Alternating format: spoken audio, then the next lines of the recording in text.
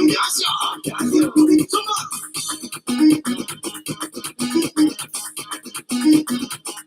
Adam Sakata Jabnosi. Sama Wichinas. Okay. Nino? Amara zao pai pau na panau. Zantin kuswa zaye. Takai lai now. Eka. Zakani lai now. Panau. Wakini zaye. Ino ramanya minau. Ino wako. Ramanya minau. Panau. Merci. Ino dasta jaminau. Now it go where? Dasta jaminau. Amarasa pau na panau. I know where he lako someone. I'm young sine. Nangazana de forex ya. Ino sakata da pinau. Não é questão em Maranhão. Vai pau de panau. Yeka. Ino sakai lai now. Marinhe. Sakani lai now. Panau. Yeka wako. Ino ramanya pinau. Sisera agora. Ramanya pinau. Panau. Nangazana de fusengi. Da pinau. Sapiki. Ambiance da pinau. Amarasa pau de panau. Naie. Yakanyaza tikachambi. Okay. Watoto.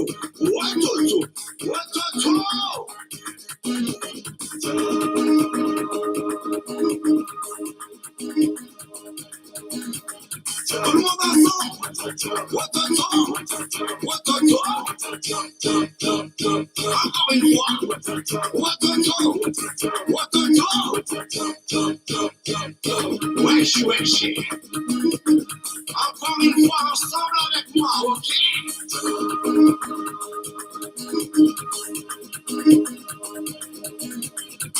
Watoto. Tout le monde ensemble. Encore une fois. Watoto. On va jouer ensemble avec moi. Tapez les mains. Ok? Le Marco. Avereno.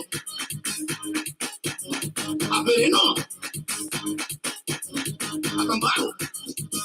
Watoto. Tout le monde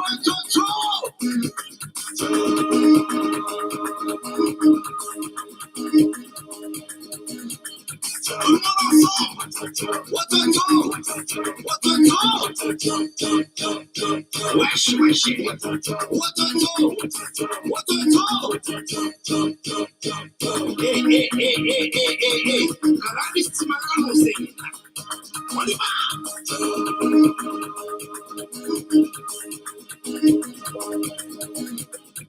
Watoto. Encore une fois. Tout le monde ensemble. Watoto. Ok. Tout le monde au fond de la piste. Yeah. Reculez.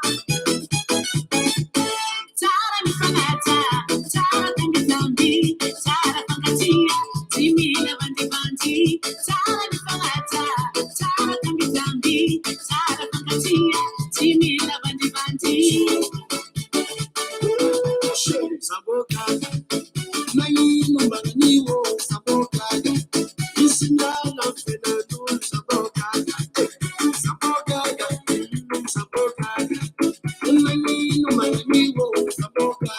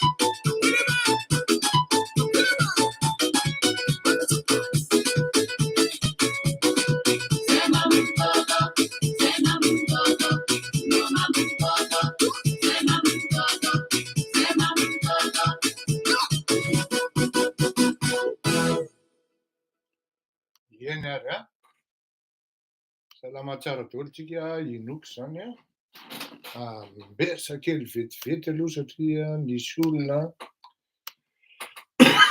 tena nangataka tamiko hoe zay aty a New York tsy mahazo anao fa mba ino izy teo mba andefasy lien rehefa manomboka ianao tompoko. Zay zany ny fangatahandreo le avatsika ireo dia andraso miala tsiny tompoko andefa an'izy amindrareo satria manjary ohatrany hoe manala baraka andraso fatao ahoana fa be mpanaraka tsika ary normalement a New York zao raha amiray zao dia any amin'ny 5 maraina any angamba zao angamba any raha tsy diso za miala tompoko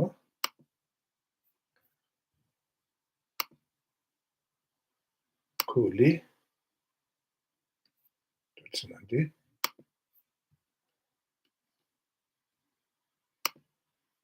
coller ahoana izy zany copier dia avy eo collé. Bon, faly miarabantsika aloha na izany na tsy izany ary. Mirary 6h44 hony New York zao ary mitovy amin'ny Montréal, zany hoe any Montréal angamba tia mifandray amiko ity zany raha ny fahazahoako azy tsara satria Québec koa maromaro no mifandray amintsika mianakavy. Petit déjeuner zany nareo any raha ny fahazahoako azy ny akama, rehefa izy eo dia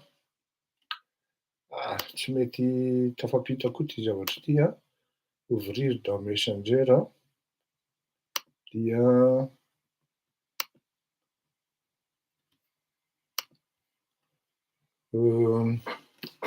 mazava ho azy fa hiresaka momba ny tena malaza manko amin'izao fotoana izao dia ny resaka fiera 9 Andretsotoina sy Andriamatoa Lola Rasomaharo. Ka androany zany nisy fait nouveau io maraina io hoe nisy ny fofo ny ainy Andriamatoa aina Andretsotoina.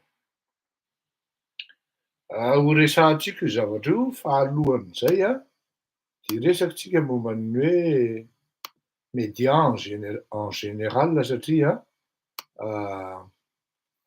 misy ihany ny zavatra mila vakiana ho fantatry, misy karazana infantilisation zany mitranga amin'ny fiainam-pirenena, amin'ny zavatra iainan'ny vahoaka malagasy ka manjary ohatrany hoe mamitaka tsika na hoe tsy milaza marina amin'ireto vahoaka reto ary mahamenatra an'izy satria ny eto ambonin'ny tany samy mahalala daholo hoe zao no zavatra miseho, zao ny fandehan'izao, zao ny fandehan'izao sy ny karazany.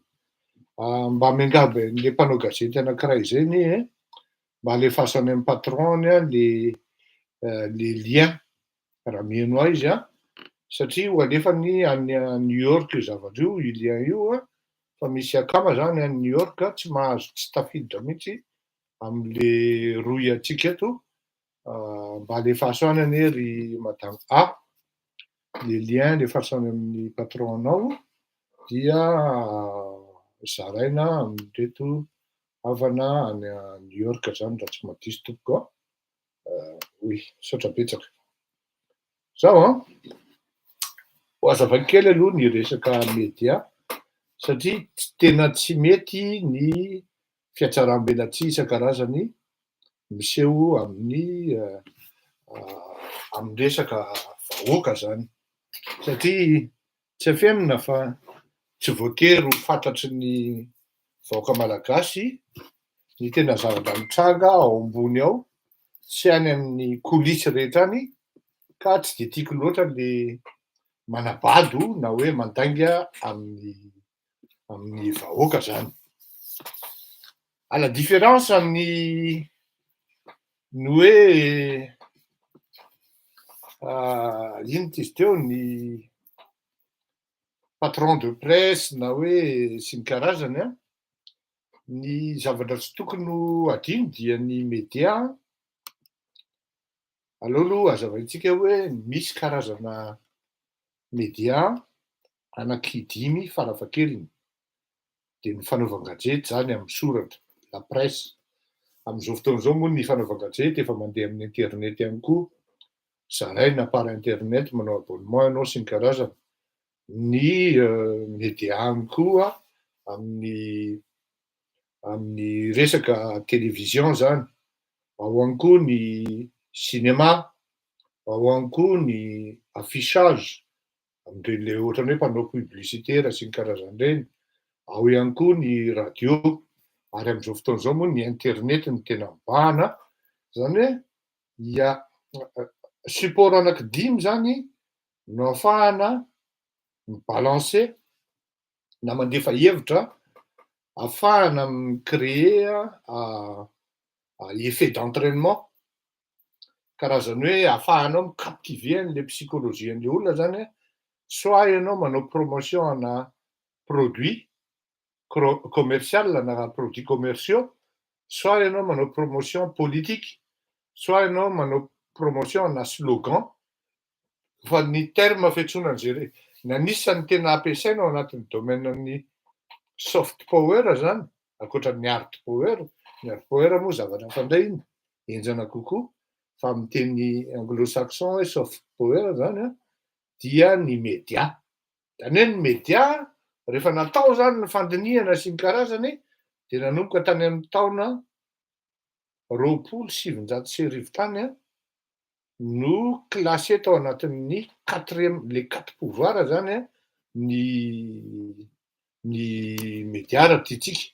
Ary tao anatin'izay hoe 4e pouvoir zay a ny média dia io 4e pouvoir io dia miregrouper tous les moyens de communication zany a, qui la plupart servent de contre-pouvoir par rapport, na du moins face aux 3 pouvoirs incarnant l'État zany, ao anatin'izay zany ny pouvoir exécutif, pouvoir législatif, pouvoir judiciaire. De 4e pouvoir zany ny média. Ary io média io nefany no structure de communication. Ça peut détruire, ça peut nuire, et ça peut aussi embellir, sinon promouvoir. Na hanatsarana zany, na hanapotehana, na hanimbana, na hametrahana olona amina hoe tiana ho tsara zany ny imazin'le olona dia ny média no manao an'izay. Ka ao anatin'izay média zay nefany a, raha ohatra zao presse écrite zany de lasa hoe journaliste, ny olona miasa ao anatin'io zany a de personnel de média.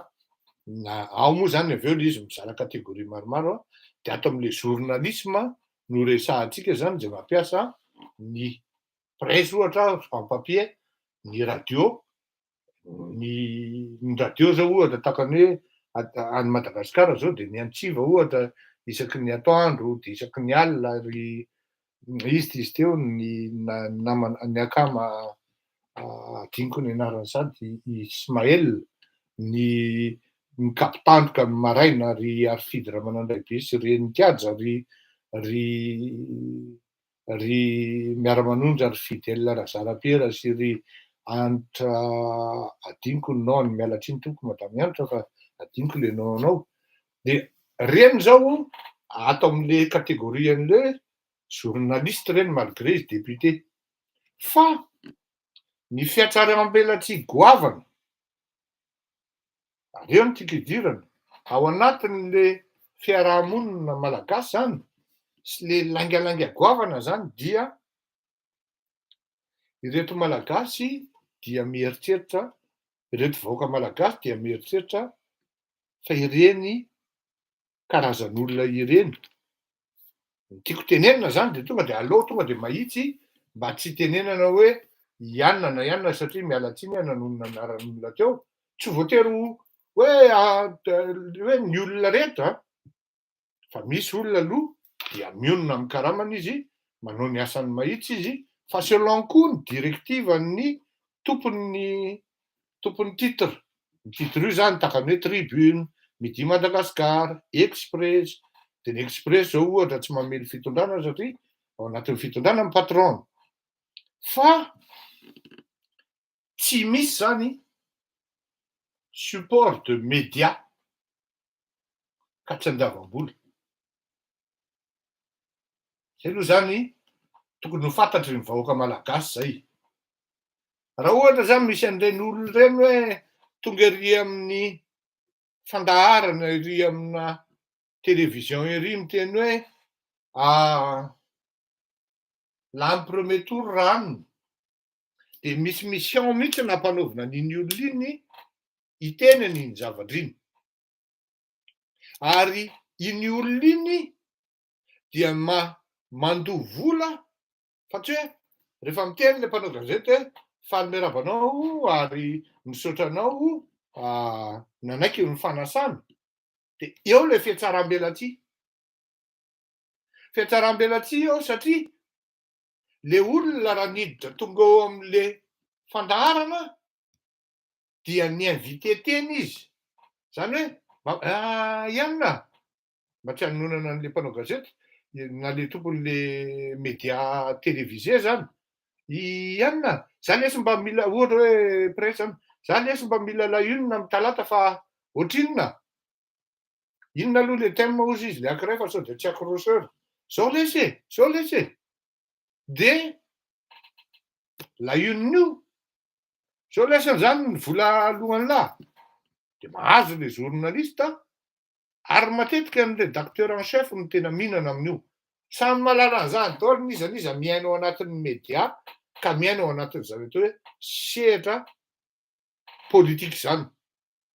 Zany hoe raha misy olona zany tonga la-une ary amin'ny gazeteria, aza mieritreritra ianao, sauf ny hoe nisy maty na nisy accident na nisy nangalatra tarihy de tratra ohatran'izany de mahazo la-une reny zavatra hafa reny. Fa raha vao misy sarin'olona mihitsy zany hitanao la-une ao, na hoe iny zany Ianona ohatra hoe septambra zany miverina foana amina télé anankiray na misy dirikabin'olona hafa ohatran'izany miverina matetika.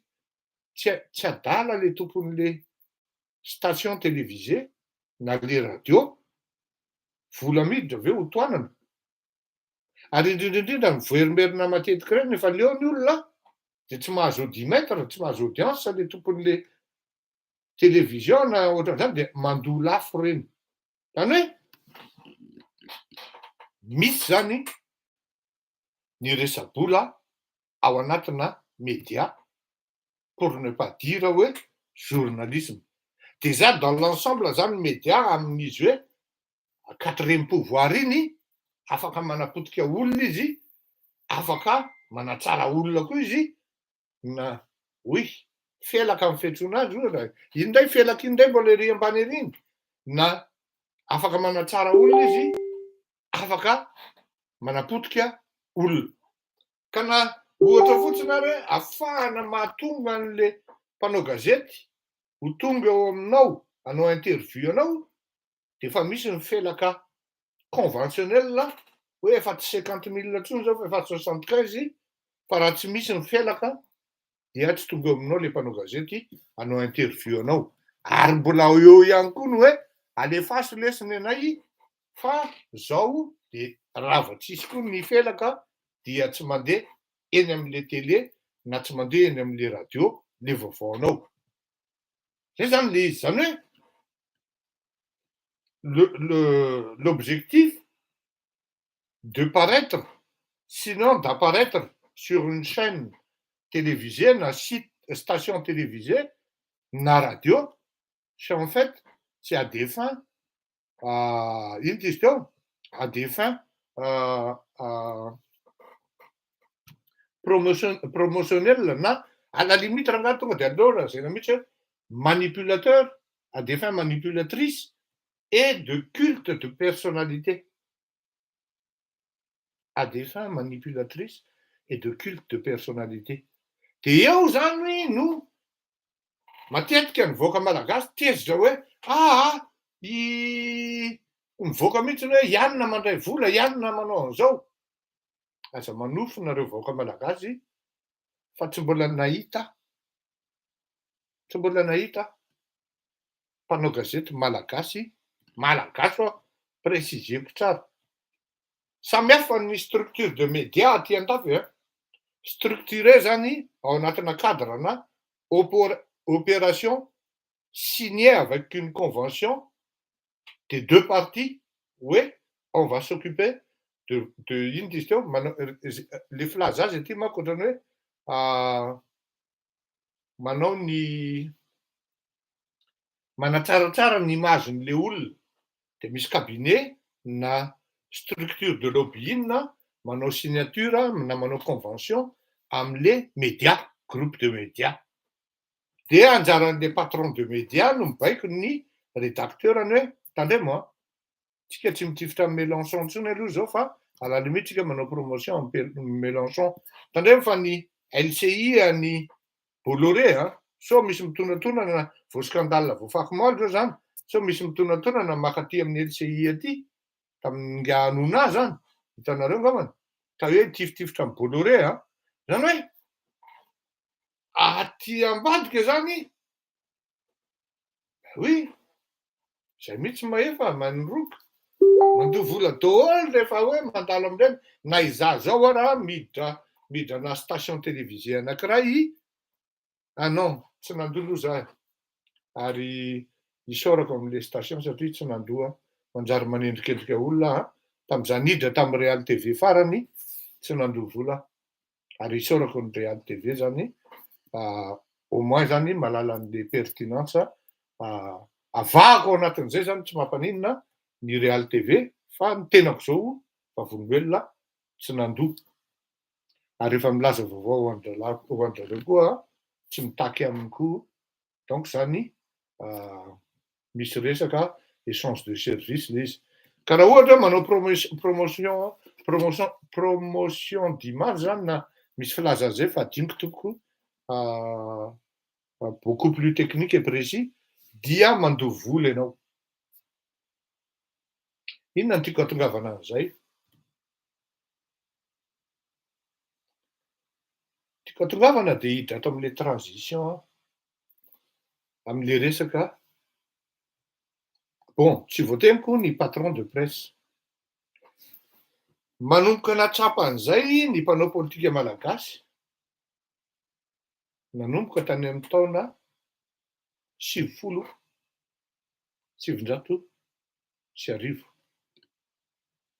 ary ny tenako zao ny anisan'ny nanolotsaina olona anao an'izany zavatra zany nao diso tany amin'ny 720 hoe tsara raha manana radio tsara raha manana gazety d'ailleurs rehefa miala anisany tena hoe moyen anankiray non négligeable fondamental ary tena stratégique nitsangana n'io radio io namerenana mpitondra tam'izany ary tena niasa io radio io nanomboka ny taona 2020 mandrapatonga ny taona 2002 zay nandoran'ny ekipa Andravalimanana ny radio Tsioka Vao satria tena effikasy io radio Tsioka Vao io tam'izany andro zany zany hoe raha nieritreritra zany ianao hoe tsy mandray vola ary tsisy hevitra politika ao anatina radio na titre na journal anankiray dia diso tanteraka ianao malagasy satria ny antony tsy diso ianao fa tsy malala ianao dia indraindray ianao milaza hoe mpanao gazety mpandray vola mpandray felaka ohatra zao raha mbola mpanao gazety malagasy tompoko dia tsy malala na iray ara hoe tsy mandray felaka zany kanika rehefa trapa amin'ny mpanao politika hoe ilaina ny fanaovan-gazety na radio na télévision na presse dia samby manana daoly izy menakavy reo ny TV plus samy manana fantatrareo tsara sénateur ny tompony mapara hitanareo tsara ny scandale teny Antsonjombe nahazo an'le kandidany le copicolé Andravalimanana ny les nouvelles fantatrareo tsara ny tompony ny nandresitoainy ny la vérité zany hoe fa par contre ny la gazette de la grande île indépendant tsy manao politika ny tompony fa tena hoe vraiment il est dans le lobbying azaveko indray zay le lobbying zay rehefa avy eo satria makarary ny sain'ny olona manko le hoe quatrième pouvoir dia afaka mamelo ny atsy mamelo ny roa fa ny problème zany ny Madagasikara mbola tsy voafehan'ny lalàna izy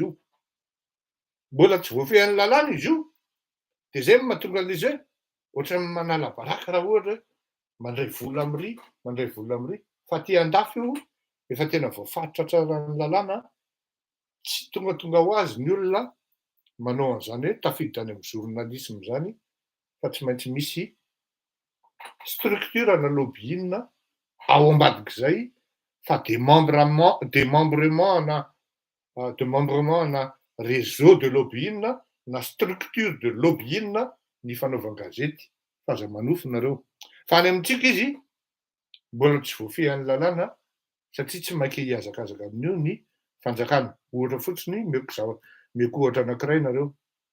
Tsy misy lalàna mihitsy any Madagasikara na hoe tsisy lalàna fa raha vao hanokatra ianao hoe cabinet amina resaka détective privé de tsy avela amin'ny fanjakana misokatra satria qui dit détective privé dit fitsongona dia ary izy manana atahorana indrindra amindreo ny mpitondra fanjakana. Ilainy ny fanaovan-gazety nefa ny fanaovana détective privé fanaraha-maso na karazana ohatrany hoe fitsokolovana mihitsy anaovana investigation. Io fanaovana investigation iny misy spécialiste amin'io mijery ny dossier anao ary mijery ny dossier anao ary. Zany hoe le détective privé zany tsy voatery manara-maso fotsiny hoe mijangajanga mivadika toko fa arao-maso fa afaka ampiasaina gazety koa izy, afaka ampiasaina na industrie koa izy, azo ampiasaina koa izy amin'ny sehatry ny fiarahamonina privé, azo ampiasaina orinasa koa izy. Azo miteny an'izany ianao Alpha Garçon fa c'est beaucoup plus structuré fa tsy de tena hiteny hoe zao na izao fa misy daholo zany. Tsy misy mpanao gazety zany na structure de média ka tsy hoe tsy ao anatin'ny felaka. Fantako tsara ny zavatra teneniko Alpha. Dikan'izay de zao. Mba hamerana azy zany de zao hoe tsara ihany ianao rehefa mamaky gazety zany hoe les nouvelles. Tonga de fantatra hoe nainandresy toainy. Observateur, Andry Rajoelina. La vérité, Mamy Ravatomanga. Le matin, Mamy Ravatomanga. Ny tena manana gazety l'Express, Mauriciana ny eo ambadikany faratry efa manana convention izy mifanaraka hoe Hebdo, Edgar Razafindrava. Fa manana titre betsaka indrindra ao Madagasikara raha resaka fanaovan-gazety de Nainandresy Toaina miaraka amin'ny Mamy Ravatomanga. Fantatrareo ny antony. Zany hoe raha vao misy olona mihitsy zany manana dépendance amina resaka politika amin'ny fivelomany dia mila fanaovan-gazety izy hiarovany tena satria tsapany hoe une quatrième pouvoir. Que ce soit de manière directe ou indirecte zany misy foana mifelaka. Ary ny tena grave de zao, pas plus tard qu'il y a 3 semaines, mpanao gazetina olona ao anatin'ny fitondrana no mandeha manao chantage. Afandray manko le chantage. Afandray le raquette fa ho azavaiko iny avy eo. No mandeha manao chantage amina olona ao anatin'ny fitondrana. Hoe madama, avoakanay ity fa nahazo baiko avy any amin'ny patron anay zay. Zay tsy inoko. Fa avoaka hono ianao. Baiko avy any amin'ny patron anao ve en plus ny patron anao atahoran'ny olona maromaro ao Madagasikara de sahanao ny andeha handatsy hamoaka an'io. Fa miofelaka de tsy avoakako. Tsy haiko moa le olona nanandoa na tsy nandoa fa tratra mifelaka.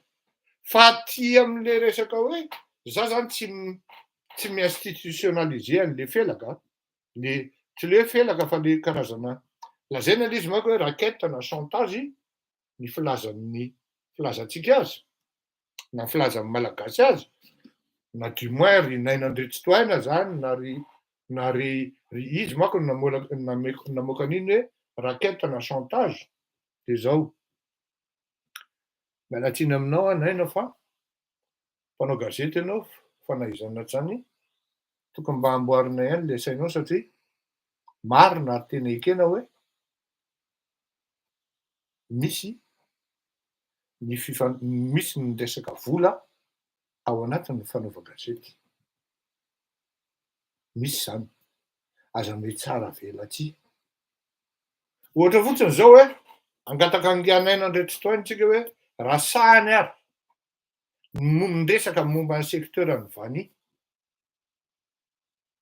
Zay fantatra fa raha resaka ny secteur ny vany dia tsy maintsy tafiditra ao Andriamatoa Mamiraavatomanga. Rasahany ary amin'izao période-ny letchi zao miresaka momba ny période miresaka momba ny letchi am'le nouvelle na amin'ny taratra, que ce soit directement ou indirectement, c'est toujours à des fins manipulatrices, pour ne pas dire tout simplement manichéenne. Vola zany, intérêt zany. Raha ohatra ary naina andretsotoerana ka tsy miresaka hoe felaka, dia mba avoay ary ny zavatra tsy mety ataon'ny commune urbaine Antananarivo. Dia les nouvelles mamoaka azy na taratra. Hoe tsy mety ny décision anay namely an'i Ramatoa Clémence fa diso ny commune, diso monsieur le maire. Fihinana avoaka les nouvelles, le maire a pris une très très bonne décision et il a eu le courage de prendre une telle décision en acceptant les mototaxis. Ohatran'izany navoaka les nouvelles, fa jamais les nouvelles namoaka hoe ratsy ary tsy mavony maire Antananarivo, que ce soit directement ou indirectement, misy mifelaka. Mainka fa aty amin'ny structure indépendante, zay tsy midépendre amin'ny politique, na midépendre amin'ny structure politique. Ianao no tianao ratsy any, ianao no tianodikodina any, ka mba ahafahanao manatsara ny imazonao, dia lasa ianao ianao le voasoratra mihitsy ne. Aleo hazava ny resaka. Ianao le voasoratra mihitsy no manatona an'le mpanao gazety hoe tsy aleo ve mba miresaka, mifampiresaka tsika. Ao anatin'ny gazety ane misy publicité, mampidi-bola ho an'ny gazety reny, ary eo anatin'ny etikan'ny fanaovan-gazety, raha ohatra Ilona ve zao dia andeha hamely an'ny Sodiama, ozy nga hanona hoe je ne mords pas sur la main qui me nourrit. Vokozy voafaky moa zany. Sa fe dia anaiky fa ny tanako, ny tanana mampinaka anao ozy izy. Donc soyons logiques. Ohatran'ny tombon-tena ohatran'ny ka zay no nafahako hoe za zany tokony hoe mba secret amin'ny fanaovan-gazety, fa rehefa avoaka manala baraka ohatran'ireny izy dia tsy maintsy tenenina, satria ny tena tsy se sentir concerné amin'izany. Araka ny teneniko tamin'olo hoe raha vola ny resahan'ny Lolampo dia miala tsiny fa zao mihitsy ny teneniko azy, mbola velona izy iny azonareo anontaniana. Raha vola ny resahan'ny Lolampo voabe ny saiko amin'izany, mety nopaiko reny Lola. Fa za mihaino ny version Lola, zay naina moa zany raha antsona raha tsy ananako koa ny telefoniny, afaka miantso aho izy.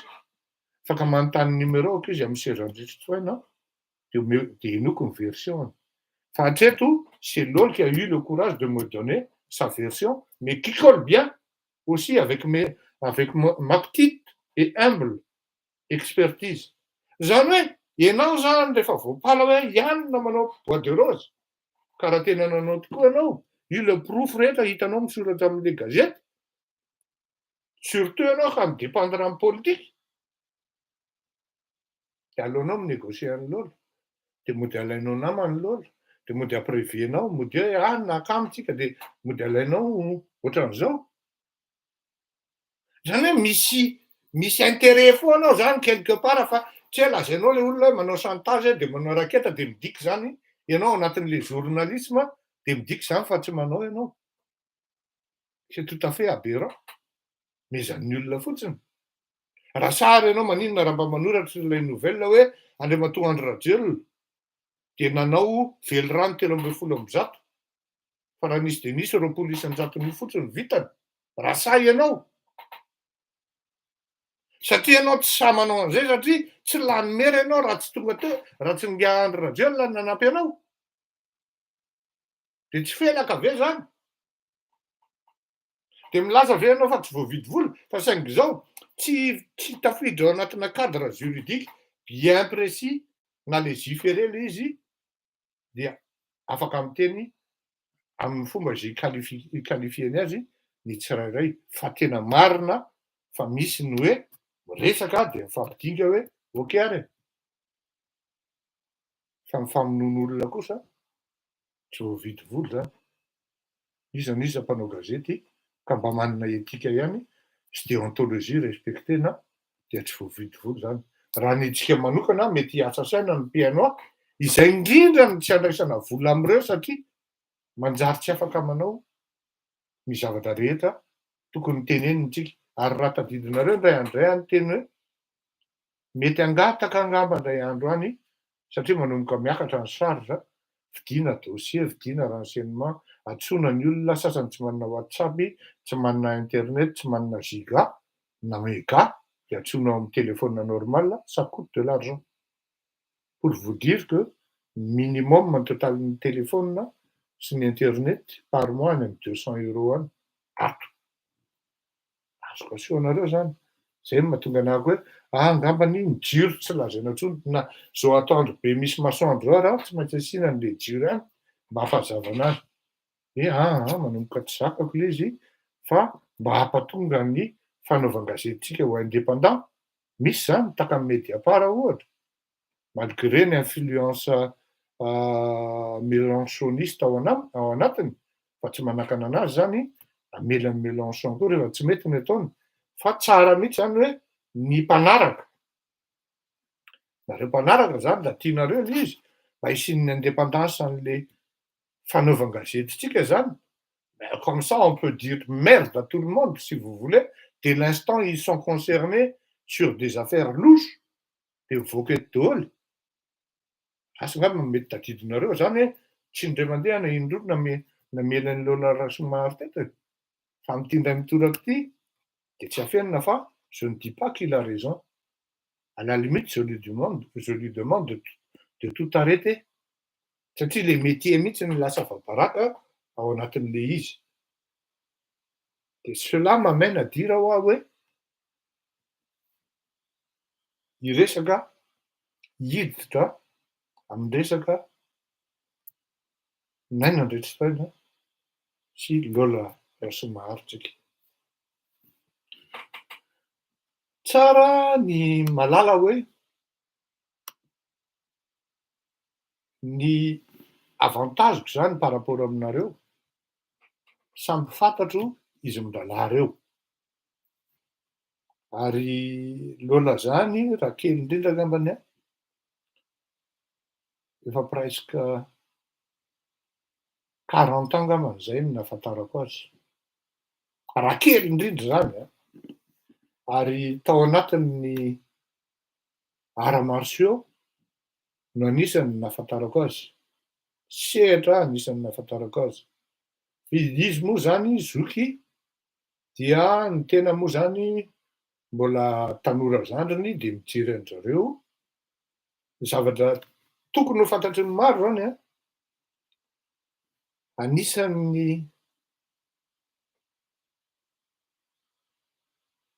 reharehan'ny tanora malagasy tam'zany zany Lola Rasomary zany raha miresaka haiady arts martiaux zany ary tsy vitany hoe haiady fa ato amin'le fitondratena ihany koa amin'ny alalan'ny fisotroana zava-mahadomelona de tsy tao anatin'izany izy anisan'ny rehareha malagasy tanora malagasy koa tam'zany andro any zany hoe Clark zany Doda marina malagasy mafy tamin'io arts martiaux io ary tena hoe nikuizana tonga amina dojo anankiray izy dia ho avy eo izy de tandroka izy natongavany eo ary tam'zany andro moa zany Bruce Lee fatalohan'ny Bruce Lee mbola nisy hafa zany fa adiko fa Bruce Lee no mety hoe fantatrareo Tamin'izany zany le manafika dojo io zany hoe tonga de mitotonao de hoe iza ny mafy ato. De matetika moa zany ny maître de mifanandrina eo, fa indraindray moa zany mifanaja. Ka tamin'izany andro zany rehefa hita hoe mafy le adivà, de aleo mipetraka ary lasa de hoe manao mipetraka manao namana. Nandeha automatique zany tamin'izany andro an. Nisy an'zany Robinson zany, mandalo amin'iny elakelan-tranona Ambondrona iny izy, aty amin'ny Vavam-biby zany. Tonga de ianao zany raha mifanena aminy, mbola kely zay tamin'izany, tsy maintsy miataka ianao satria le elakelan-trano tonga de izy irery mibahana an'io. Ka ty aoriana moa rehefa lehibebe de lasa namana izy ary tena lasa kamo. Dia zay zany ngialy ôlo. Avy eo mbola hitariko le izy verenako amin'ny politika. I Naina indray andretsim-potoana dia somary tsy hoe ratsy ny vehivavy an, non. Tsisy matsiro ohatran'ny vehivavy an. Somary ohatran'ny vahavavy fihetsika zay izy. Efféminé ny fitenin'ny vazaha. Bôgôsy kely zay le dala. Manajanaja tena. Miavoavo ozy izy ny fiteniny Taolo azy, dikany hoe miavoavo, manambonimbony tena zany. Izy koa moa zaza natsangan'ny debatra, tsy niendrana, de normal be, manambonimbony tena. Ary rehefa mifanena aminy zany de ty izy tonga zany de miseho deba foana e. De anao moa zany sorena ary à la limite raha azo atao mievite azy. Za moa zany tsy mataky, de tonga de aleoko mihitsy tsy mifanena aminy na eo ary izy fa modikitsita, satria rehefa miresaka izy de eritreretiny hoe zavatra tsy ho hainao foana no resahany, nefa ny zavatra resahany amin'io tsy de hoe makaiza akory. Fa ny force-ny zany de hoe za zanaky Charles Andretsintoaina, banky actionnaire be MOI, anisan'ny industriel voalohany tao Madagasikara, mpanan-karena, ngendrika be, Andrinda. Zay zany le revi miainga eo. De manajanaja tena e, madio lamba e. Na de hoe samy madio lamba raha miresaka eo an. Dikan'le madio lamba manko sinoby zany.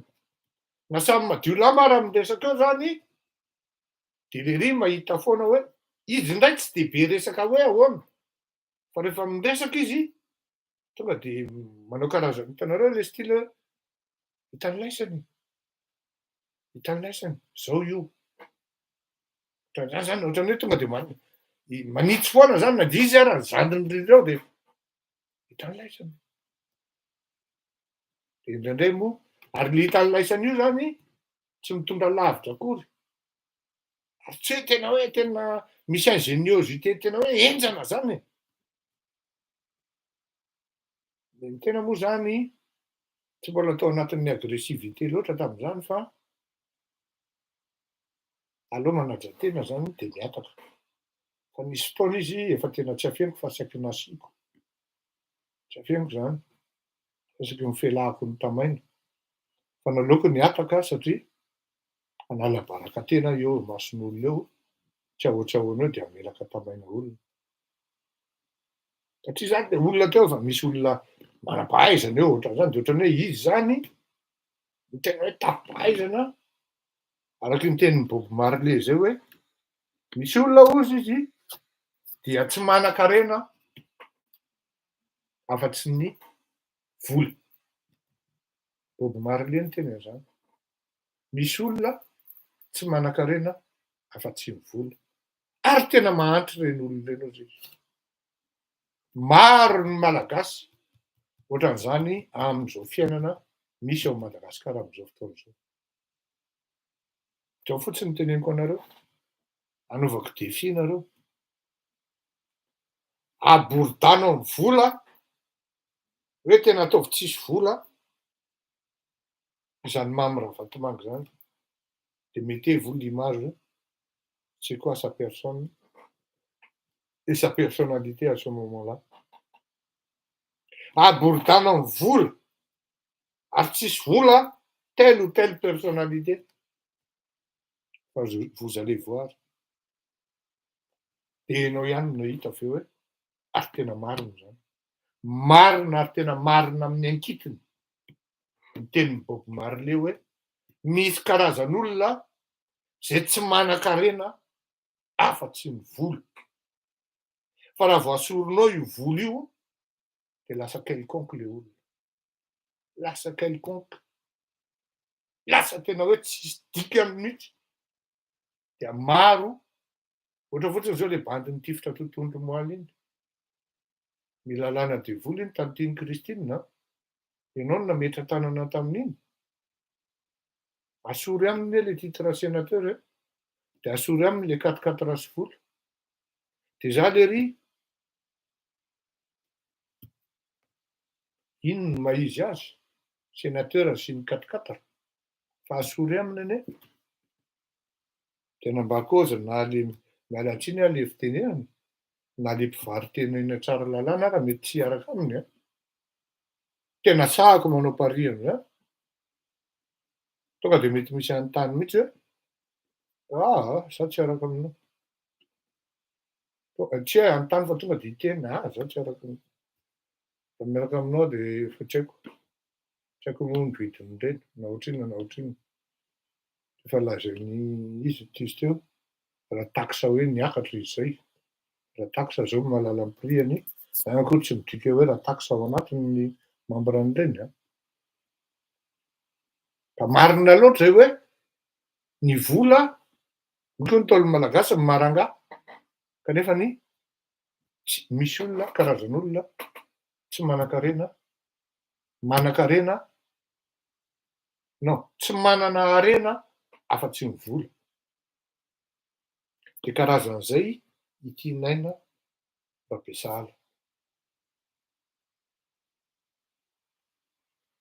Inona no tiako hiaviana ao anatin'izay zavatra izay?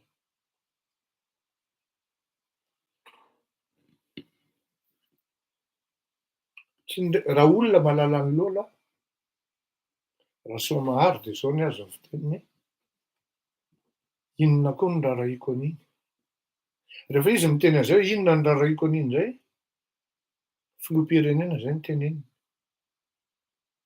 Tsisy rarahiako an'iny mihitsy Tsisy rarahiako an'iny Lola, bajanony Lola le ataky amin'ny Ratsiraka fa atsika ve mba hampinamana ihany ry Lola de tena mba tsy mety. Za Fleury, za influencer Fleury amizay. Ina mba atao Ratsiraka amin'ny gazetiko, raha ohatra izy mahatsiaro voadona maninona izy raha miantso aho. Zany mba nanampy anazy koa tamin'ireny tsika vao reny. Ina mba nataony anahy? Voakarery Lola. Tsy rarahako zany tovian'ny tsara mihitsy. Tonga indray za Felibera zay. Zany hoe ingià Lola zany de manana certitude amin'ny zavatra ataony.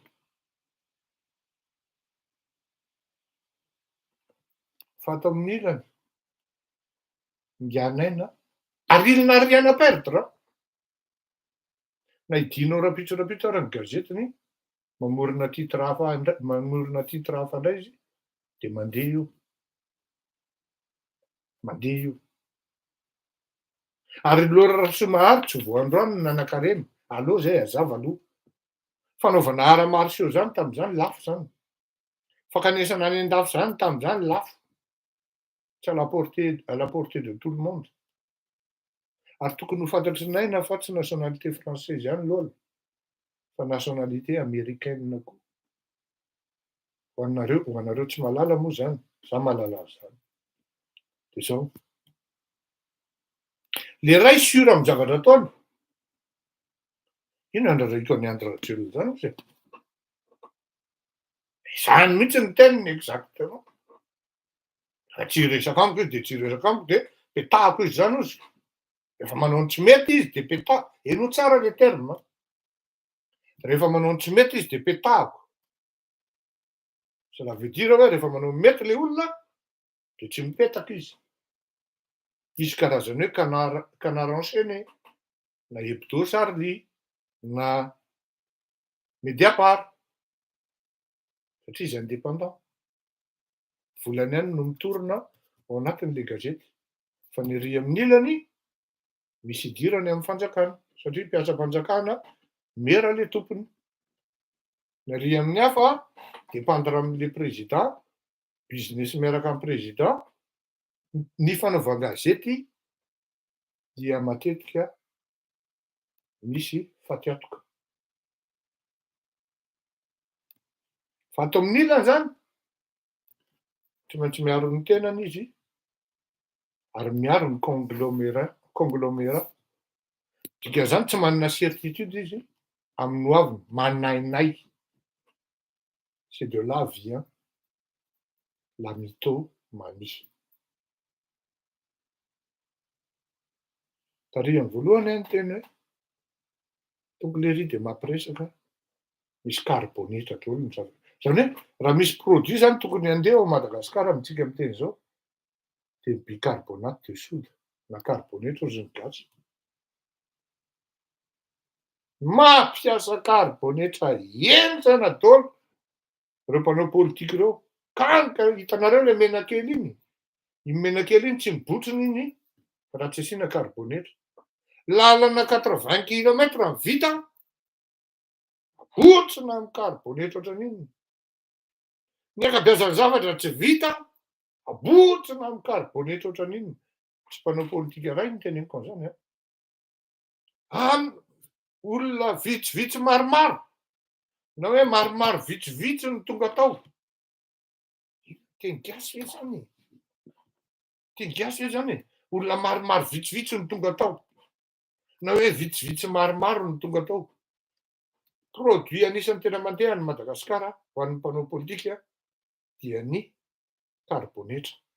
Tafiditra ao anatin'ny pièce zay koa ny fanaovan-gazety. Ary rehefa misy arovany ianao tonga amin'ny sehatry ny politika dia eo ny idiran'le fanaovan-gazety.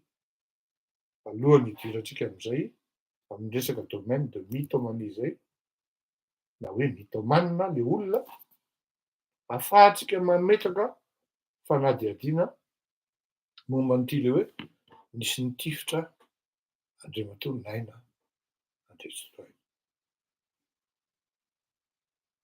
Vao nivoaka le publication tamin'ny France tamin'ny 24 heures matin dia tonga dia cinéma efa nandeha ozy le malagasy.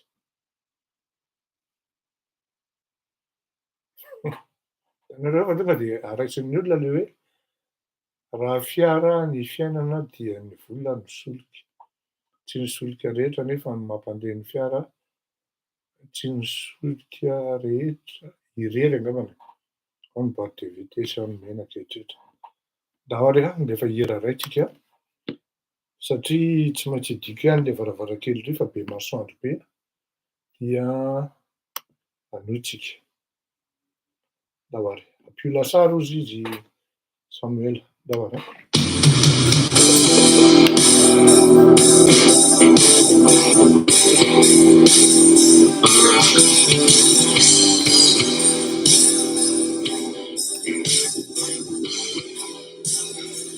Ampio lasary kely aloha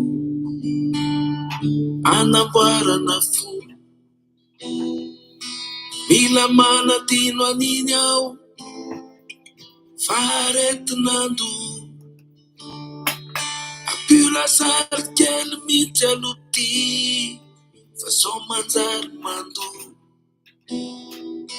fefa tena saiko very aho la tianiny taloha sondrina tamin'iny aho saikatsiny eto ny fo tena tary maevandoha aho voarepirepo toko apila sary kely mihitsy aloha ty zay vao tohizako ndray e fefa saiko nofatiko iny vao natapiko indray efa naty verako ato to mbola hitako ndray e saingindrisy tato ato la iangomana mamay e efa tsy very ny antsony aho hoaty noko ny fahiny namanitra masikiny aho sanatiram-bola ine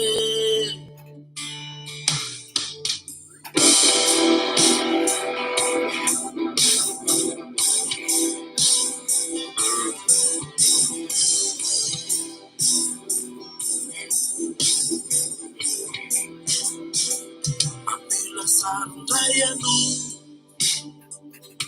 andaminana ny sane de apina pakopako siena bola ray fa sika ndray mazaka tsale na misy ato mamay e falo mitsy tapokanine fa hitady afindray e efa naty verako ato to mbola hitako ndray e saingindrisy tato ato la iangomana mamay e efa tsy very ny antsony aho hoaty noko ny fahine namatra masikiny aho sanatiram-bola ine efa naty verako ato to mbola hitako ndray e saingindrisy tato ato la iangomana mamay e efa tsy very ny antsony aho hoaty noko ny fahine namatra masikiny aho sanatiram-bola ine efa naty verako ato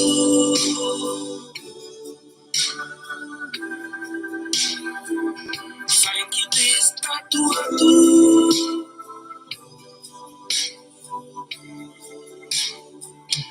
efa naty verako ato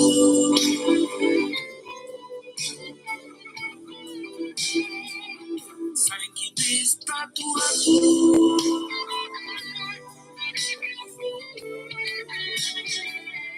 efa naty verako ato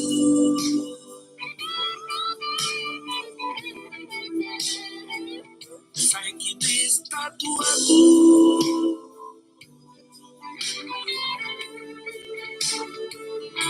efa naty verako ato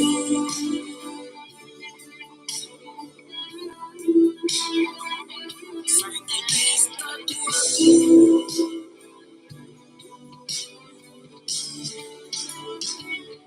efa naty verako ato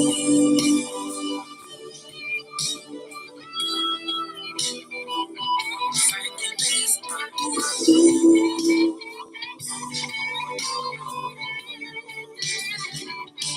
efa naty verako ato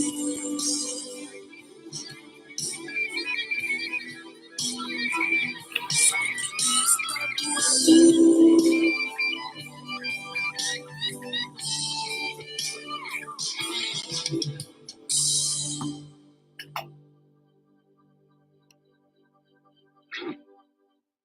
eto vao matsapa hoe efa nalefako kay zay tamin'ny farany teo Tsy haferina fa tsara kosa aloha zay hiran'ny Samuel zay, satria Samuel amin'ny ampolasary ary tena tiako ihany koa le pakopako fa tsy haferina ny Samuel a.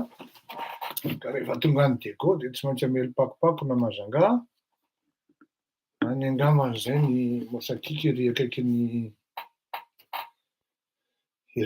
Grand Hôtel ery sy ny karazany ary amin'ny Alliance Française Ndawary. Ny hoe nisy ny tifitra zany ny tômôbila nitondra ny gamera dia hozaraiko anankiroa le fanazavantsika zany amin'ny hitondrantsika an'izy hoe ahoana moa ny fandehana zany. Ho hazavaintsika aloha momba an'le telo zany il n'a pas de garde du corps. Non, il en a justement, il en a 8, Madame Zaraz. Oui, ça relève de la mythomanie. Tsy maintsy hazavaintsika zay. Ny tsara ho fantatra aloha de zao. Araky ny lazaiko teo hoe ny fanatsarana imazona olona zany na fanaovana culte de personnalité de ça peut aller jusqu'à mentir. Fanaovana montage na réalité autre que la vraie réalité, ou sinon la vraie personnalité de la personne à promouvoir. Ahafahana mametraka azy amina cheminement anankiray ana politika. Nao le mibotsina ka. Cheminement ana politika na sur les rails zany na ino izy teo tremplin mba ahafahany mitsambikina hoe lasa président le olona na lasa premier ministre na efa président izy na efa premier ministre na ministre. Ka à force milalao an'io mensonge io na hoe mandainga amin'ny public io dia non seulement ianao lasa mpandainga, en plus ianao lasa mythomane. Satria ny malgré ny hoe caractère pathologique mythomanie, et parmi les 4 critères ou 5 critères pour qu'une personne soit traitée, soit diagnostiquée, mais c'est de manière très, très complexe. Oui, compliqué. Il y a un point qui relève et qui statue que la mythomanie, qui se verse dans les mensonges en série, qui essaie de créer une certaine réalité qui s'éloigne vraiment du réel, systématiquement, c'est toujours et systématiquement à des fins manipulatrices, soit pour les interlocuteurs que vous avez en face de vous, soit pour l'ensemble de la population. Zay zany izy. Zay no nahatonga anao tsy maintsy nazavaina le resaka hoe patron de presse miaina ao anatina politika. Ary ireny patron de presse miaina amina politika ireny, zay tonga any amin'ny fitondrana dia matetika nareo mahita tsy mandainga raha milaza an'izany, hitanareo hoe tranondainga. Voafika indray ianao malagasy e, voafitaka indray ianao malagasy satria niainga taty amin'le fanaovana gazety le izy efa nisy karibonetra dia namboarina natao arak'izay mety ilay personnalité an'ilay olona. Adinoko amin'izany ao anatin'izany koa ny MBS. Raha ohatra ianao hoe hijery hoe fanaovan-gazety plus ou moins entre guillemets zany hoe tena hoe indépendant zany de marina ny tenin'ny Alpha hoe Midi Madagascar, MaTV, vitsy la Gazette, tafiditra amin'ny indépendant zany. Satria jusqu'à la preuve du contraire, Madame Rambelson tsy manana titre politique, i Lola tsy conseiller na hoe mpanolotsaina filoham-pirenena, na hoe Fleury Rakotomalala mieritreritra ny hanao filoham-pirenena, na hoe manana candidat, dikan'izany libre be izy arakin'izay filinany eo nanaovana émission. Fa rehefa tonga amin'izay zavatra zany à force de manipuler, on devient manipulateur, manipulé. Tsy fantako ary là où c'est vraiment ça ressort d'une imbécilité sans pareil. Et ces gens-là, ils croient en leur manipulation comme si c'était des faits réels. Azavaiko tsara, iainany zany le laingany. Tena iainany comme si c'était vrai hoe raha ohatra ny hoe zao hoe tsy sarotra ny midémonter ny zavatra avoakan'ny mythomane. Meko ohatra nareo ary tena isaorako ny tsy haiko moa nefa général izy iny na tsy fa ny ministre tsara anazy. Un mythomane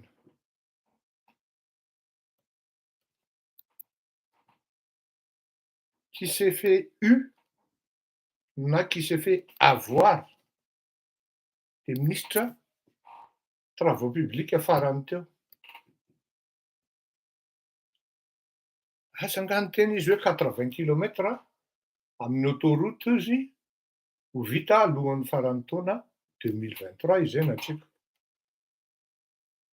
Tsy sarotra midémonter ny lainga afafin'ny menteur invétéré na ny hoe mythomane na manipulateur manipulé.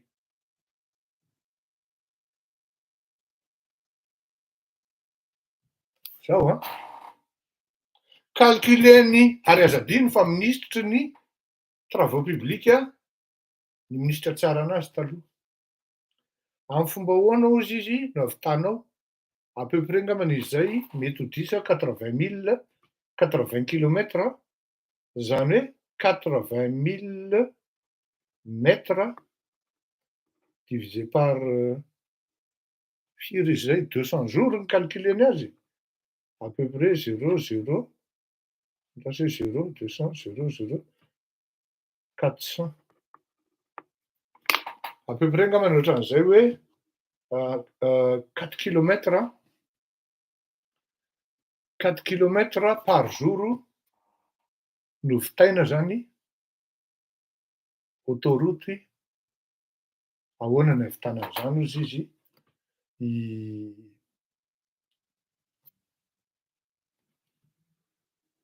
ministre tsara anazy. Zany hoe ianao zany avec le recul anao zany mieritreritra hoe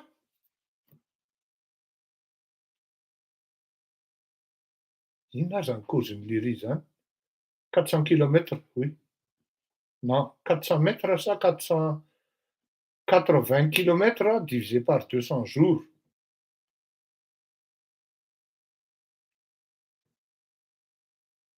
Ohatrany 365 dia ataovy anao le division fa raha ao i ministre tsara anazy ny de mba soraty de eo zany anao mandinika hoe ohatra fotsiny zao misy zavatra anankiray hoe vao tonga eo 400 jours nanaovana izy dia 400 mètres par jour ny autoroute. Merci à la ragionary. Tsy possible izany tompoko. Dia isaky misy miteny indray zany le mpanao politika ireny dia mamoaka titre ngeda be. Ahafahana mahita zany hoe mythomane le olona. Ozinganaina. Vao tonga aho dia nezy parika no asoriko voalohany. Inona indray reto nataony? Fa mifantatritsika no nataony. Tonga aho dia karakaraiko nareo taxi. Falifaly ery raha matoky Clémence nanoana azy. Vadiany tapoka. Ary ny tena gravy amin'ny mythomane. Tsy tadidiny. Milainga. Nataony maly. Allo tsy izaho no anazava fa misy expert anankiroa reto inoy dia ho fantatrareo ny zavatra tiako lazaina. Bonjour, je m'appelle Benjamin Lubzinski, je suis psychothérapeute spécialisé dans les thérapies brèves. Si vous avez la curiosité de taper le mot mythomanie sur Internet, vous trouverez très peu d'articles sur le sujet. Et dans les faits, la mythomanie est un problème assez difficile à traiter et assez peu connu. Qu'est-ce que c'est que la mythomanie? La mythomanie, c'est une compulsion, c'est une sorte d'obligation que ressentent certaines personnes à mentir. Alors, la personne va plus ou moins croire ses mensonges, mais en tout cas, elle va s'enfermer dans une représentation d'elle-même, souvent très valorisante et qui ne correspond pas du tout à la réalité. Alors, Qui ne correspond pas du tout à la réalité. T'as dit, mais qui ne correspond pas du tout à la réalité. Faut faire comme le rejet. Présentation d'elle-même, souvent très valorisante et qui ne correspond pas du tout à la réalité. Alors, quelles sont les causes de la mythomanie? Ça peut être l'alibi de la manipulation, c'est-à-dire quelqu'un d'assez manipulateur qui va s'inventer une vie, inventer des choses pour pouvoir... La réalité. Alors, quelles sont les causes de la mythomanie? Ça peut être l'alibi de la manipulation, c'est-à-dire quelqu'un d'assez manipulateur qui va s'inventer une vie. Quelqu'un de manipulateur, deuxième point, j'ai. Oh, ouais. Comment que les gens doivent faire comme on a dit. Expert en akray amizay manana expertise samy hafa tsika na dia hoe complémentaire ara le izy. Alors, le mythomane, c'est quoi? C'est donc une personne, homme ou femme. Alors là, on est vraiment dans la plus pure et plus stricte égalité. Alors, qu'est-ce qui singularise, qu'est-ce qui caractérise le mythomane? Le mythomane, ce qui le singularise, ce qui le caractérise, c'est qu'il utilise un récit qu'on peut nommer tout simplement une affabulation, bien sûr, mais un mensonge. Voilà. Mais vous verrez que cette affabulation, qu'on nommera très souvent un mensonge, en fait, n'en est pas toujours un, du moins pas pour lui. Et c'est ça qui est assez intéressant de comprendre, de découvrir et de comprendre. Parce que la grande question qui se pose effectivement sur les personnes qui sont touchées par cette caractéristique, cette psychopathologie de la mythomanie, c'est croient-ils, oui ou non, en leur récit? Zay, veriko kely amin'izay miletrika tsara ao anatin'ny saitsika satria ilaina ihany le mifampianatra aloha ary tsy afianko voatery tsy maintsy mihaino an'itony ny tena satria sarotra ny andeha hiteniteny fotsiny amin'izao. Rehefa miteny zavatra aho dia zaro illustrena ny zavatra tenenina pour qu'il y ait crédibilité. Raha manendrikendrika olona ianao hoe manana compte en Suisse izy, anananay ny information dia avoay le izy ataovy support ao anatin'ny analysenao na ao anatin'ny expertisenao. Autrement, vous ne serez jamais crédible. C'est une pathologie, une psychopathologie, une caractéristique psy très costaud et qui présente une structure, bien évidemment, tout à fait intéressante à décrypter.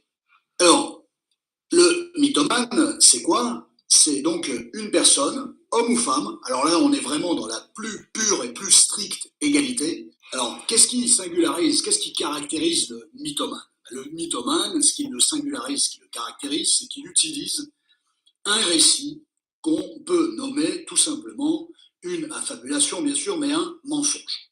Voilà. Mais vous verrez que cette affabulation, qu'on nommera très souvent un mensonge, en fait, n'en est pas toujours un, du moins pas pour lui. Et c'est ça qui est assez intéressant de comprendre, de découvrir et de comprendre.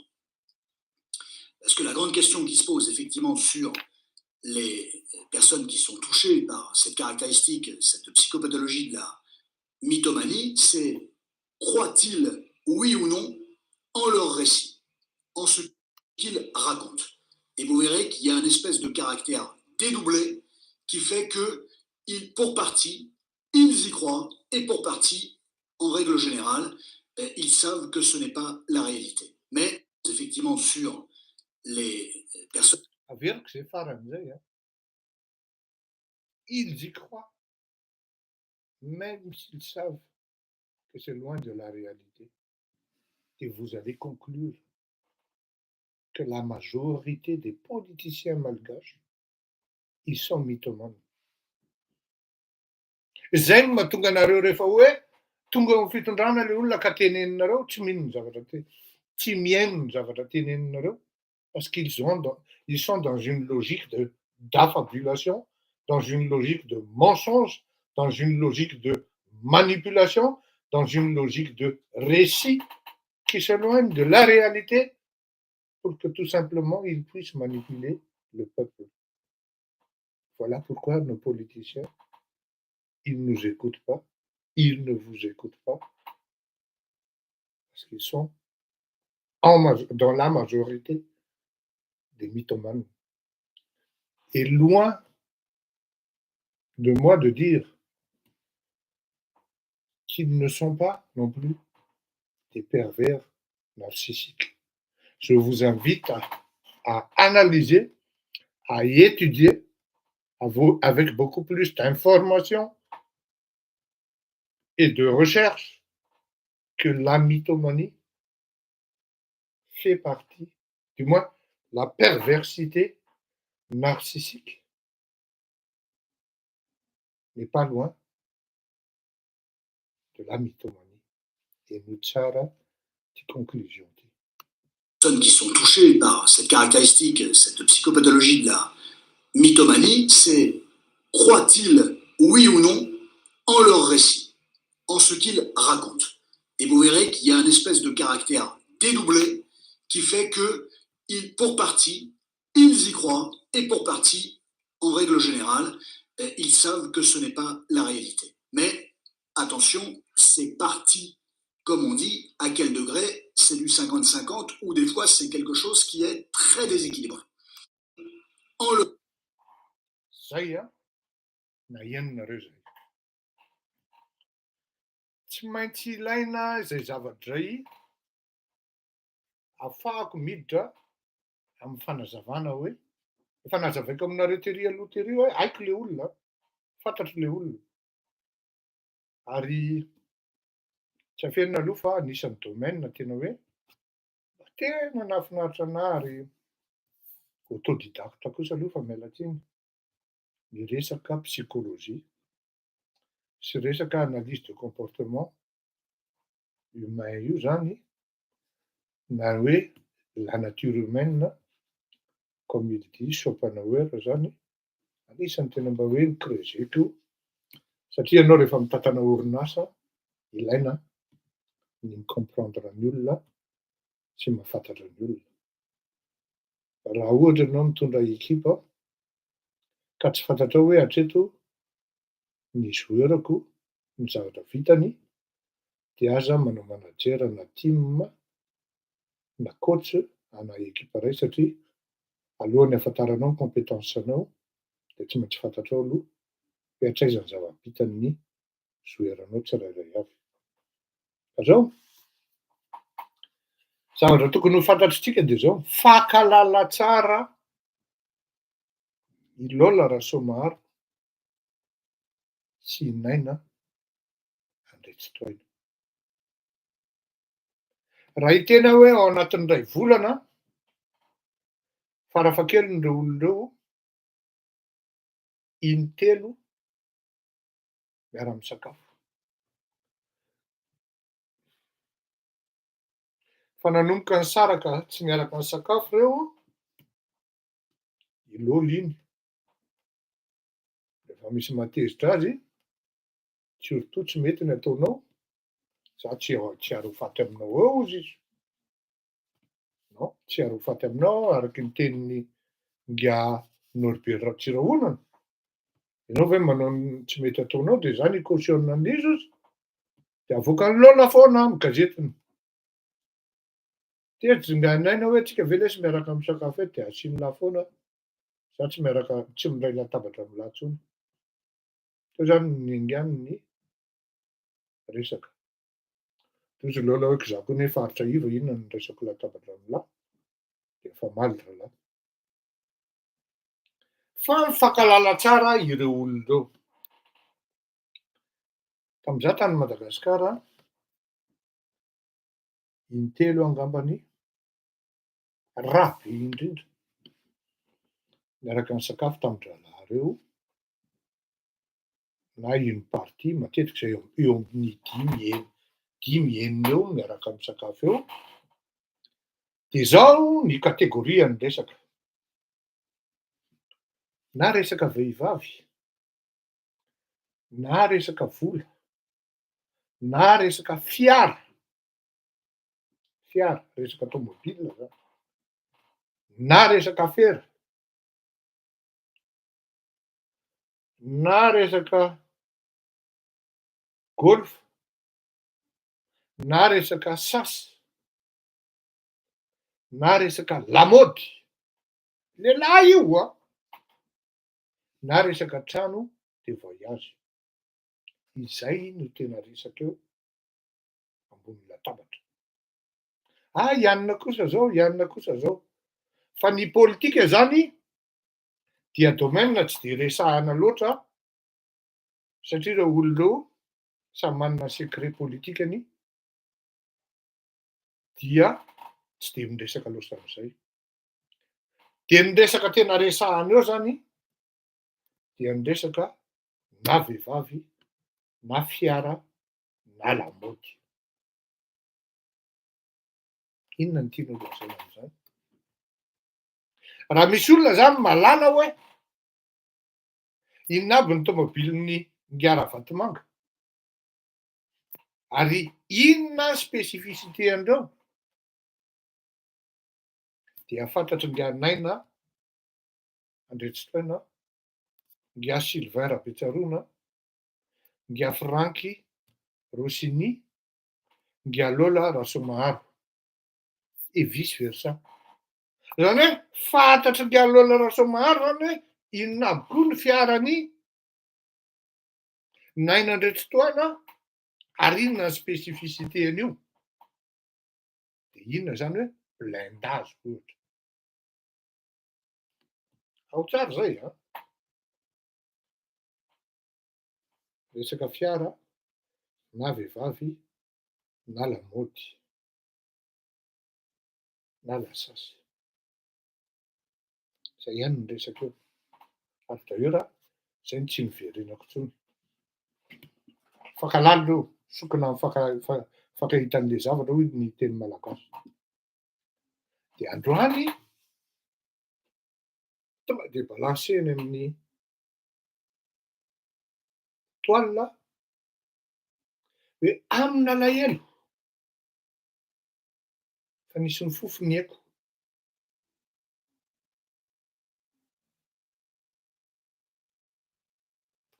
Ahoana ozy izy le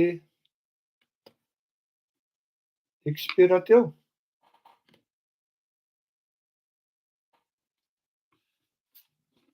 Il vous raconte Gégé des histoires de mensonges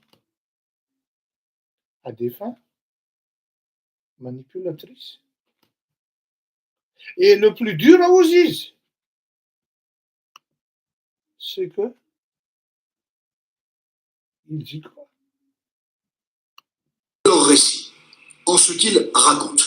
Et vous verrez qu'il y a une espèce de caractère dédoublé qui fait que, pour partie, ils y croient, et pour partie, en règle générale, ils savent que ce n'est pas la réalité. Mais Ils savent que ce n'est pas la réalité. Moi, je sais que ce n'est pas la réalité. Fantatro fa le bandy mitondra tomobile blindé. Et là où l'erreur était commise, désolé, naina, samby mahafantatra daholo hoe fa naina farafakely miditra restaurant garde du corps anankiefatra ary mitondra basy. Samby mahafantatra daholo fa indraindray nainandray tsy tohaina mandeha miasa mankany amin'ny commune na mandeha moto. Et là où l'erreur, c'est vraiment zavatra tena hoe vao mijery anao naina assez aberrant lesy naina. Mito elahy le ty tena mbola tsy niova le ty elahy. Samy malala daholo fa za mery zany dia naninona taria mitakotakona taria zany hoe mba tena hoe natao tamin'ny calme zany le tomobile de être toutes les conditions requises comme il raconte l'autre hoe gars Franck Dio zany.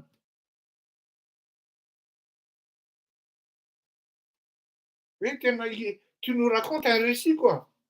Une affabulation, un mensonge qui est respecté jusqu'au moindre détail, oui. Tamin'ny toerana calme, reto ny dia mibala, dia reto saingy zao naina. Samby mahafantatra fa tsy eo amin'ny placen'ny devant iny misy anao. D'autant plus les tomobiles nentinao vitre noir teinté. Fa ny fomba ahoana moa ny alalan'le olona andeha hamono anao hoe eo amin'ny devant ianao mitondra an'le tomobile io. Monsieur naina. Sasanga hoe raha andeha hamono anao le scooter dia tsy maintsy avy aty aoriana vao tonga amin'ny niveau an'le tomobile zay vao hitifitra. Dia jereo koa ny qualité an'le lalana. Le scooter avy eo dia andeha ary amin'ny toerana accidenté ary ny andeha hitifitra anao. Tsy enjehanao amin'ny 4x4 raha fatana scooter ary. Hita le 4x4 anao, mahay mieritreritra ihany ny bandy hoe tsy eto ny toerana hamonoana an'ity. Zany hoe le andeha hamono zany tsy malala, tsy censé akory halala hoe i naina indray tsy tohaina anie mitondra an'io tomobile io. Fa raha ohatra l'izy taria amin'ny côté misy anao d'habitude hoe entina ianao dia ato aoriana amin'ny à droite mipetraka amin'ny ankavanan'ny tomobile ato aoriana dia mba neto crédible ihany. Fa raha ohatra hoe tato amin'le enao mitondra an'ilay tomobile, les gars qui se sont programmés pour vous assassiner, alors on va dire tentative. Tsy malala forcément hoe ianao mitondra ny tomobile io fa ho an'ny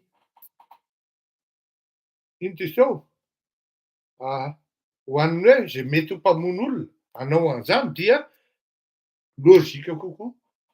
Raha ohatra taria amin'ny à droite ariana ny tomobile no misy ny diam-bala anankiroa na telo. En plus scooter 50cc tsy fantatro. Teo ny tratran'ny lainganao naina. Ary efa niexpertiseko ilay dian'le pneu amin'ny tomobile amin'le goudron voavoaka kisary eo rehefa avy eo. Tsy diana pneu ana scooter anankiroa mihitsy fa miala tsiny aminao. Satria sary avoakanao ihany dia manam-pirofo fa lainga ianao ihany nitifitra teo sy ny zavatra miainga teo. zay olona niaraka taminao. Fidina mihitsy le toerana hoe amin'ny takotakony. Fa ndao atao hoe tsy marina zay teko zay satria za tsy teo. De tena ilaona zany de tena farany tsisy saina mihitsy hoe raha sanatria maty. Zany hoe raha ohatra zany. Et là tu donnes des idées. À des gens. Ah oui. E raha vonoina zany naina am'zao de éliminer l'autre. Et qui te dit que tsisy mieritreritra an'zany?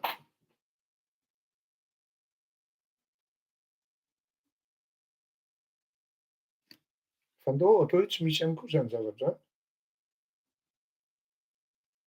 Ny zavatra marina de zao, à la limite i Lola mihitsy no tokony hiaro ny ainao am'zao fotoana zao na talohan'io. Satria ny antony de zao, raha sanatria ianao maratra, raha sanatria ianao misy mitifitra, raha sanatria ianao misy mamelaka tamaina eny Analakely, dia i Lola Rasomaro no voatsambotra voalohany. Ary fantatro, c'est là où le mensonge est dévoilé. Fantatra fa ny tanjona mythomane na menteur invétéré tahaka an'izao dia à des fins manipulatrices. Tianao manipuler indirectement ny justice, zay lazainao tonga de nolazaina moa hoe misokatra amin'ny fanadihadiana, de ho voantson'ny Lola Rasomaro, de ho samborinareo, de ho gadrainareo. Zao le izy a. Misy face cachée.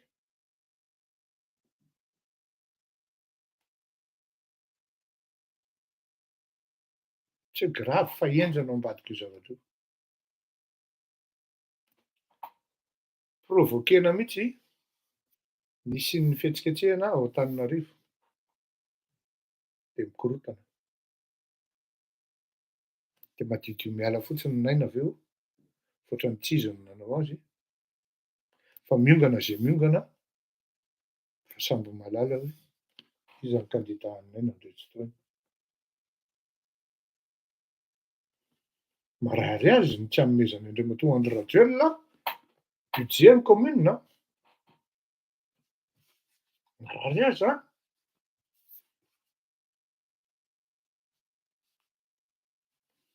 Ny bazin'ity zavatra ity zany de zao. Tokony ho fantatry naina raha olona nitolona politika tamin'ny andron'ny Albert Zafy zany,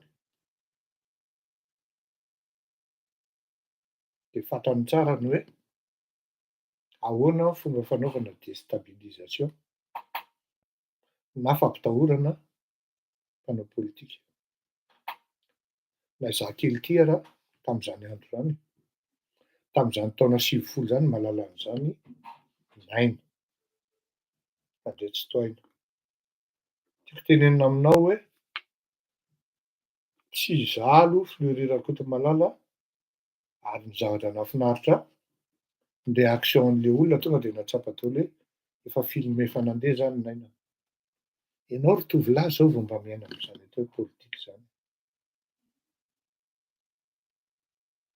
Nen'olona efa tandra vadika mihitsy.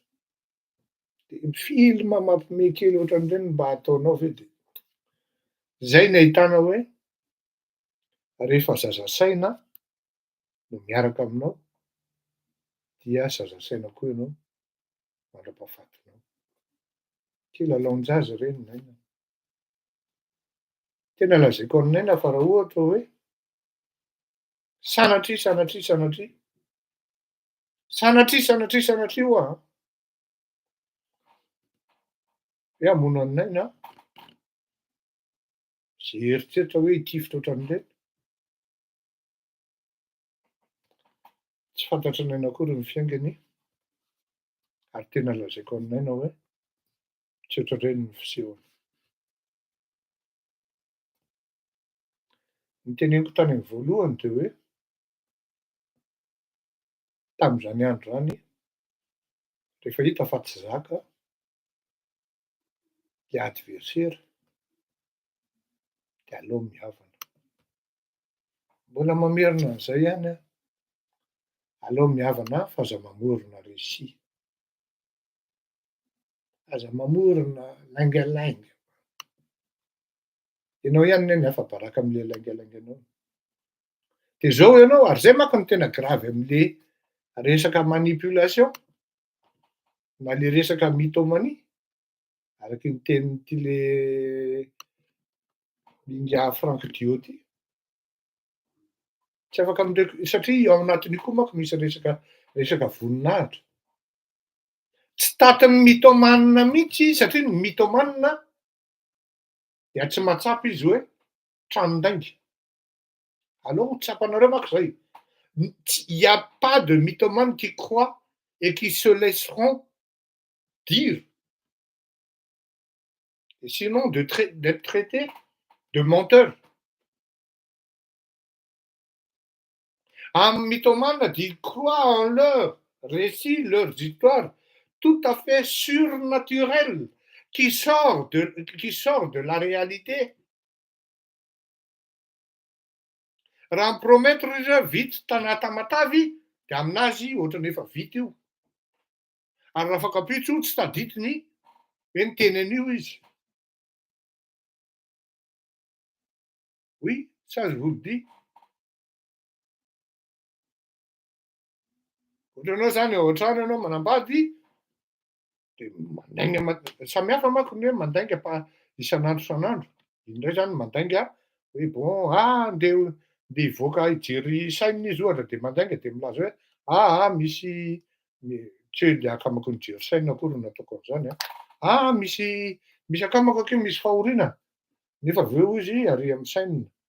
Misy akamako ary am'zao nefa izy nijery nandeha nampiaraka tary mbola hafa iny. Fa le mamorona tantara avec des précisions. Ataontsika eto efa volinao volan'ny projet zao vao tonga de efa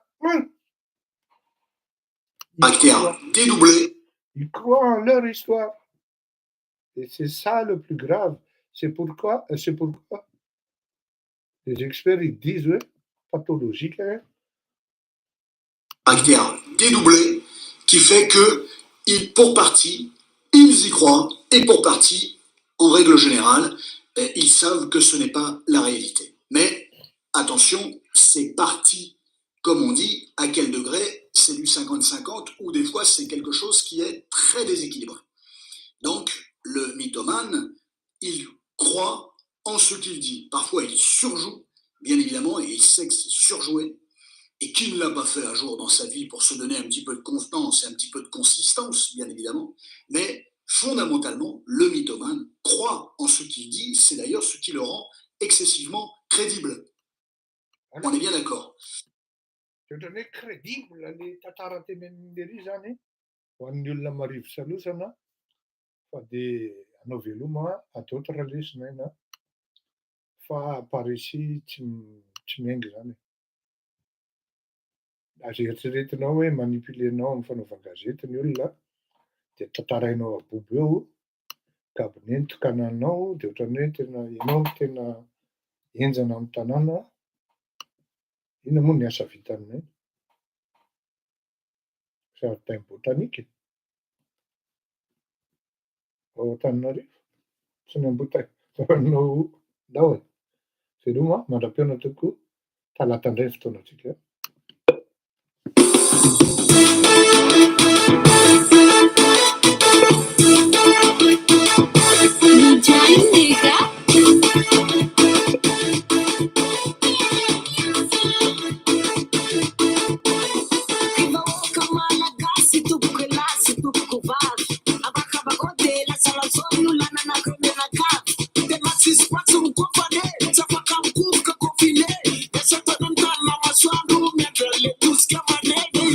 Let's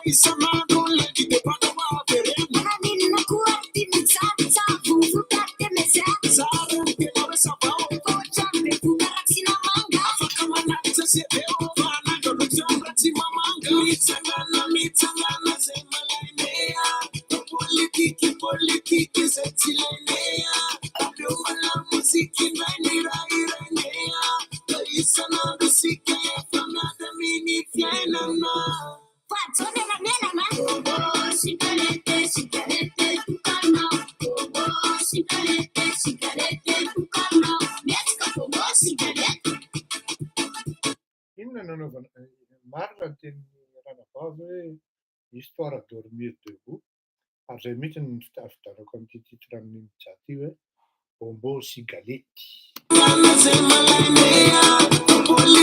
Politiki zay tsy ilainea aleo malamo mozika indray ny raha iranea da isan'andro isika efa miadaminy fiainana sigarete sigarete tukanao sigarete sigarete tukanao metrika Bombo sigarete metrika Bombo sigarete fatatrokeladrala mozika felanao avy de mitsapanao fa tsy lozika raha tsy menanao surtout rehefa monjy lalonana ene nahatrany am-piangonana hoana amin'ny fiainanao ara tsy sirahiry mitotrany loka tsy misy sira mariazy ho ana karaoke na andeha nalazy na confine aza me mozika mbandramange savakoana ho amin'ny fiainana atonisy miravy ampanakany de tsy semba nangataka fanako fazany resana ho afa tsy fananina nefa ozina rewe rehefa fanakarena mitsangana zay malenea politiki zay tsy ilainea aleo malamo mozika indray ny raha iranea da isan'andro isika efa miadaminy fiainana sigarete sigarete tukanao sigarete sigarete tukanao metrika Bombo sigarete metrika Bombo sigarete farefa ilainarana artista de nareo mitsy ho anome sista sanangatana nananas finahitana de hoanao misy patolakanitanà salamakoanareo zay de mandray atyanao fotsiny volaza ho anatiny zaka oloana mpanohatra ihany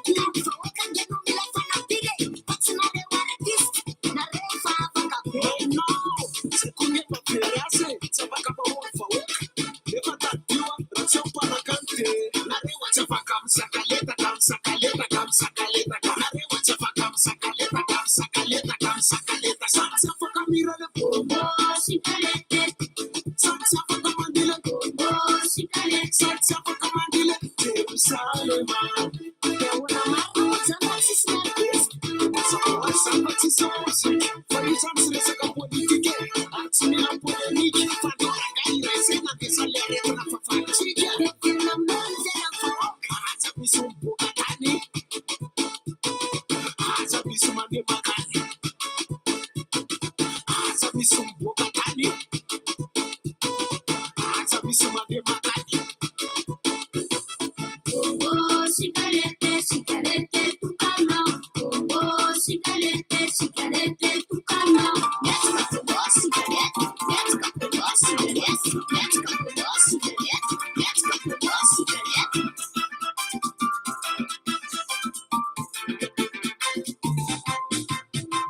Izy tapakevitra nandeha maro no tafita sady nahazo zava-tsoa ny masoko no nahita fa izay nifidy janona kosa valalaky andrefasana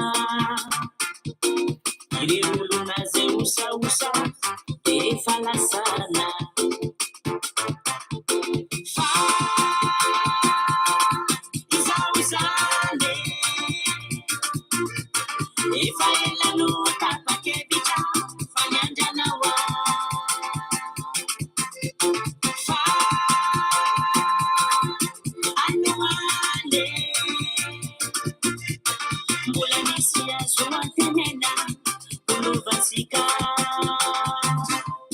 Katinova miaraka aminay Katinova miaraka aminay Katinova miaraka aminay malaky ain'olo Katinova miaraka aminay Katinova miaraka aminay Katinova miaraka aminay malaky ain'olo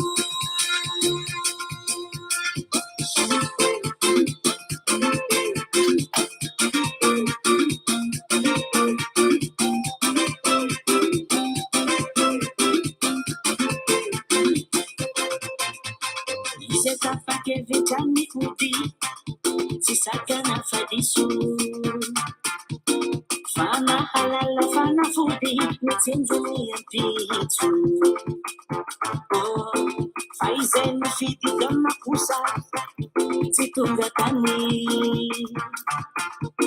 niya dibinu niya gusa niya nalani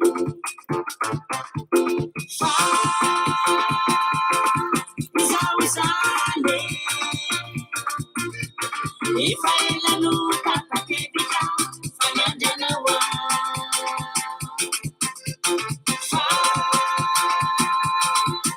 Anyamane Mulanisi ya zuantenena Ulubasika Katinova Yarakamna Katinova Yarakamna Katinova Yarakamna Malakiambu Katinova Yarakamna Katinova Yarakamna Katinova Yarakamna Malakiambu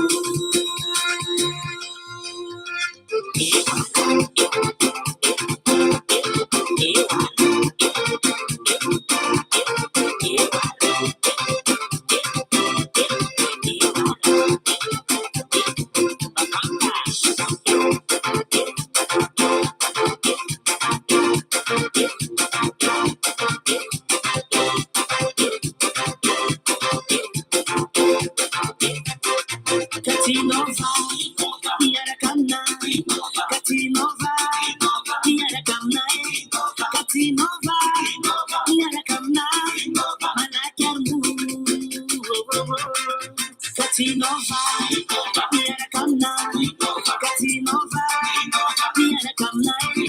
Katinova, Yarakamna, Malakiambu,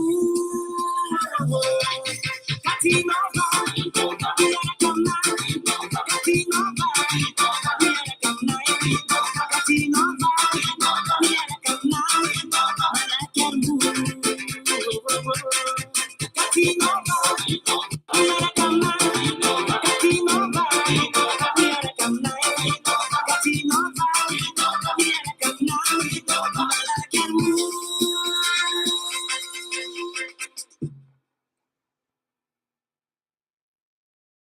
Zay ny raha fanevan'ny akama mandram-peona ary mariana fa nahazahoana lalana tamin'ny ray aman-dreny Thierry Bruno. Mampamangy tompoko ary misaotra olona anankiray tena anisan'ny hoe akama tsy mahafoy amin'ity fandaharana ity. Any amin'ny aloha tsy tononona fa mahafantatra tsara io ray aman-dreny io. Tena anisan'ny olona mahafinaritra ary misy olona koa any La Réunion any akama tsy mahafoy. Mandram-peona tompoko Sambotain'Andriamanitra daholo. Mandram-peona amin'ny talata ny fotoana.